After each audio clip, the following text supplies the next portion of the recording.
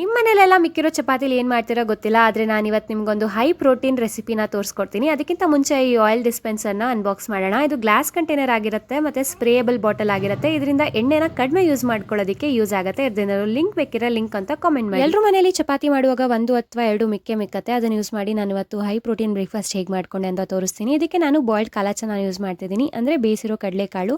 ಇವಾಗ ಅದನ್ನು ಒಂದು ಚಾಪರ್ಗೆ ಹಾಕೊಂಡು ಹಸಿಮೆಣಸಿನಕಾಯಿ, ಬೆಳ್ಳುಳ್ಳಿ, ಕೊತ್ತಂಬರಿ ಸೊಪ್ಪು, ಬೇಕಿರೋ ಈರುಳ್ಳಿನ ಹಾಕೋಬಹುದು. ನಾನಿಲ್ಲಿ ಒಂದು ಸ್ವಲ್ಪ ಎಕ್ಸ್ಟ್ರಾ ಪ್ರೋಟೀನ್ಗೆ 100 ಗ್ರಾಮ್ಸ್ ಪನ್ನೀರ್ನ ಆ್ಯಡ್ ಮಾಡಿಕೊಂಡು ಉಪ್ಪು ಖಾರದ ಪುಡಿ ಹಾಕೊಂಡು ಕ್ಲೀನಾಗಿ ಚಾಪ್ ಮಾಡ್ಕೊಂಡಿದ್ದೀನಿ. ಒಂದು ತವಾನ ಬಿಸಿ ಮಾಡೋಕ್ಕಿಟ್ಟು ಅದ್ರ ಮೇಲೆ ಎಣ್ಣೆ ಸ್ಪ್ರೇ ಮಾಡಿಕೊಂಡು ಮಾಡಿರೋ ಮಿಕ್ಸ್ಚರ್ನ ಒಂದು ಉಂಡೆ ಇಟ್ಟು ಅದ್ರ ಮೇಲೆ ಒಂದು ಚಪಾತಿನ ಇಟ್ಟು ಜೆಂಟಲ್ ಆಗಿ ಪ್ರೆಸ್ ಮಾಡ್ಕೊಬೇಕು. ಪೊಟೆಟೊ ಮ್ಯಾಶರ್ನ ಸಹ ಯೂಸ್ ಮಾಡ್ಬೋದು. ಸಂಡೇಸ್ ಯೂಶಲಿ ನಮ್ಮ ಕಿಚನ್ ಡ್ಯೂಟೀಸ್ ಹಿಂಗೆ ಇರುತ್ತೆ, ಮಗುನ ಎತ್ಕೊಂಡೇ ಅಡುಗೆ ಮಾಡಬೇಕಾಗಿರುತ್ತೆ.